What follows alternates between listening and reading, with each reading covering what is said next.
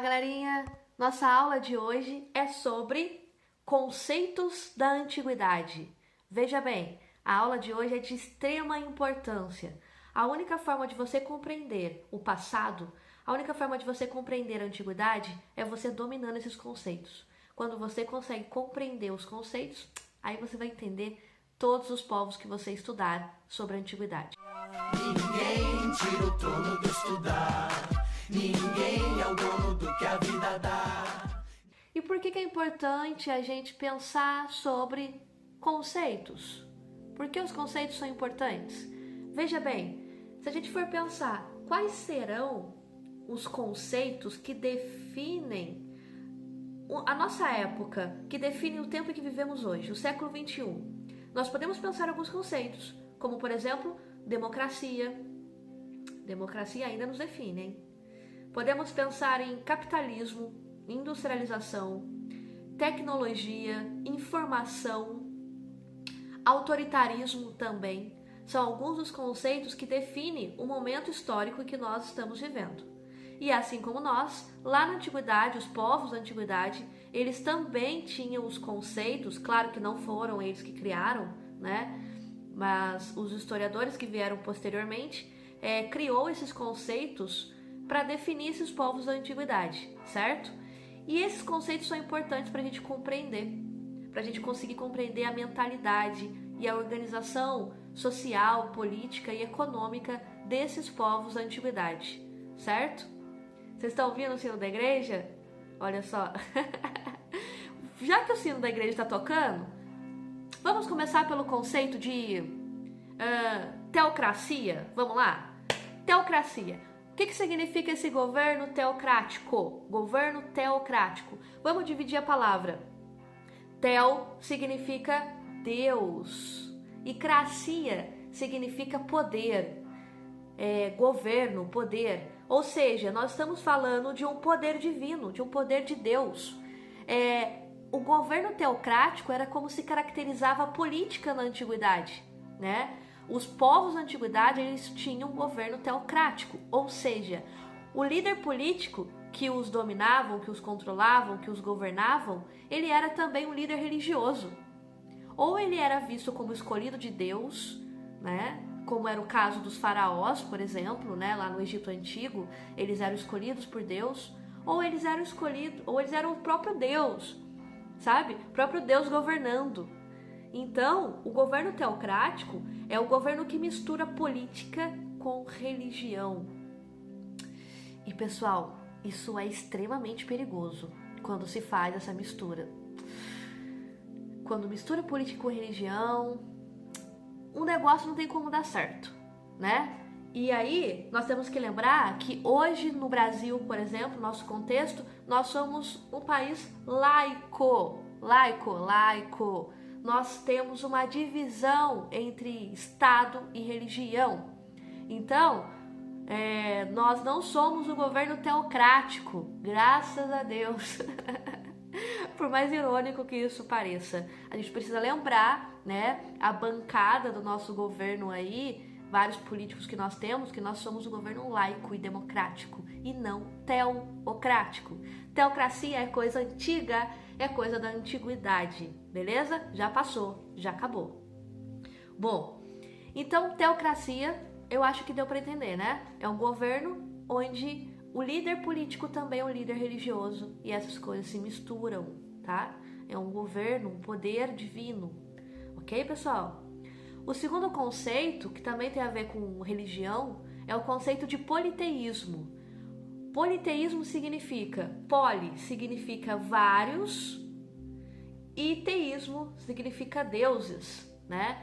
Então, a ideia do politeísmo é a crença em vários deuses. Os povos da antiguidade, eles acreditavam em vários deuses, não é? Eles tinham deuses que se relacionavam com elementos da natureza, eles tinham deuses para tudo na antiguidade. E eu vou ser sincera com vocês, pessoal. Lá na antiguidade, quando o homem, quando o povo, eles defendiam vários deuses, era muito mais democrático, porque eles poderiam escolher e ter a sua fé, a sua crença no Deus que eles quisessem. a partir do momento que o homem ele começou a defender o monoteísmo, isso surge primeiro lá com o faraó no Egito Antigo, que não durou muito tempo, e depois com os hebreus, que vai introduzir a ideia do monoteísmo, né, na sociedade, e depois isso se intensifica lá no Império Romano e depois na Idade Média especialmente, né? Quando o homem passa a defender o único Deus, o homem passa a matar em seu nome. E isso é muito ruim, porque as pessoas começam a achar que o meu Deus é melhor que o seu. Então a gente faz guerra, disputa e mata em nome do nosso Deus. Então eu penso que o politeísmo era algo muito mais saudável para a humanidade, ok? A crença em vários deuses. Politeísmo. Beleza. Terceiro conceito. Agora a gente sai um pouco da religião. O terceiro conceito, e da política, né? O terceiro conceito já é um conceito social. Para a gente entender a sociedade na antiguidade, a gente precisa entender o que é uma sociedade estamental. Primeira coisa, pessoal, sociedade estamental é uma sociedade dividida em classes sociais. A famosa pirâmide que vocês veem em todo livro de história, em toda aula de história, tem a pirâmide social, né? Onde está lá no topo quem governa, quem tem poder, quem tem riqueza, e abaixo são as classes menos favorecidas, né? A classe média fica ali no meio da pirâmide, e na base da pirâmide é o povão, é o trabalhador, são os camponeses, né? São os escravos que serão os construtores da sociedade, de fato. A história sempre foi contada dessa forma, porque a história sempre foi positivista, né? Ela sempre contou a história dessa maneira, até vir a ideia, né, do marxismo, que tenta inverter essa lógica histórica positivista. Bom, o que nos interessa aqui é: sociedade estamental é uma sociedade dividida em classes sociais que não tem mobilidade social. Como assim? Se a gente for pensar, a sociedade que nós vivemos hoje é uma sociedade também dividida em classes sociais. Nós temos, infelizmente, diferenças sociais e disputas de classes sociais o tempo todo, em toda a história. Mas a diferença da antiguidade com a gente hoje é que hoje, e eu não estou aqui defendendo meritocracia, eu sou totalmente contrária à ideia de meritocracia, especialmente no Brasil, beleza? Mas hoje nós temos uma possibilidade de mobilidade social.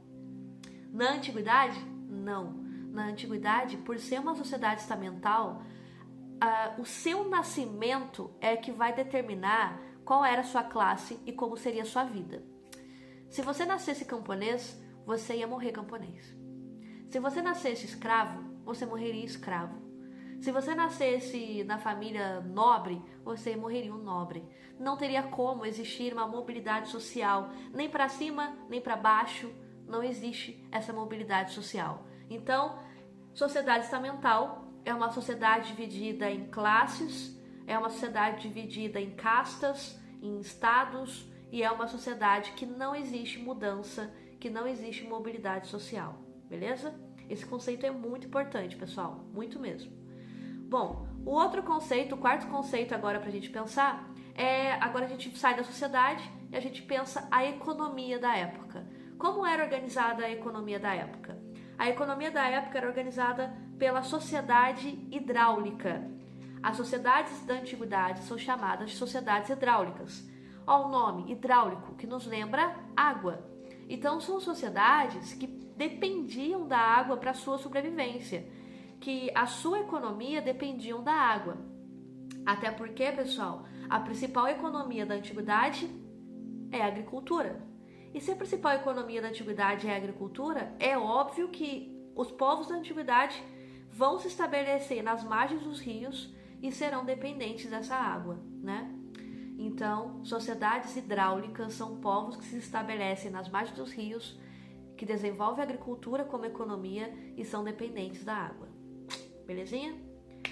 O outro conceito, e aí a gente vai um pouco falar, esse mistura sociedade com economia, é o conceito de servidão coletiva. Servidão coletiva, galera.